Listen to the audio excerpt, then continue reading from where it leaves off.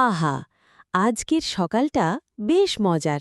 নদীর জলটা ঠান্ডা আর হাওয়া একদম মন ভালো করে দিচ্ছে। একটু গোসল করে নি, তারপর কিছু কচি ঘাস খাবো। আহা! এই জঙ্গলটা দিন দিন যেন ফাঁকা হয়ে যাচ্ছে। খাবারই পাচ্ছি না। গত ৩ দিন ধরে একটা খরগোশও চোখে পড়ছে না। এই যে, তুমি এত ক্লান্ত দেখাচ্ছ কেন? কিছু খাওনি বুঝি? হুম, তেমন কিছু না। শিকার নেই, তাই একটু দুর্বল লাগছে। আমি যদি বলি আমি তোমার সাহায্য করতে পারি? তুমি? তুমি তো আমার খাবার হবার কথা, অথচ সাহায্য করবে বলছো? আমি জানি তুমি বাঘ, শিকারী, কিন্তু আমি চাই আমরা বন্ধু হই। বন্ধু?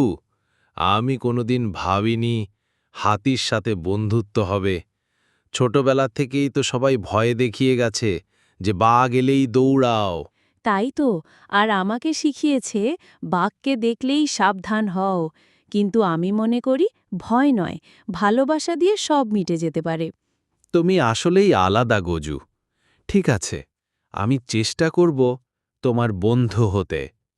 এই যে রাজু, এই গাছটার ফল খুব মিষ্টি, তুমি খাও না? আমি রোজ খাই। তুমি তো একেবারে দারুণ বন্ধু। আমি ভাবতেই পারিনি তুমি এমন হবে।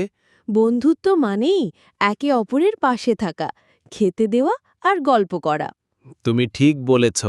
এতদিন শুধু ভয় আর রাগে ছিলাম, এখন বুঝতে পারছি ভালো। দেখো, সবাই আমাদের দেখে চমকে গেছে। হাতি আর বাঘ একসাথে দেখলে চমকানো স্বাভাবিক। আমিও তো অবাক হয়েছিলাম প্রথমে। বানর আর হরিণ এসে কথা বলে।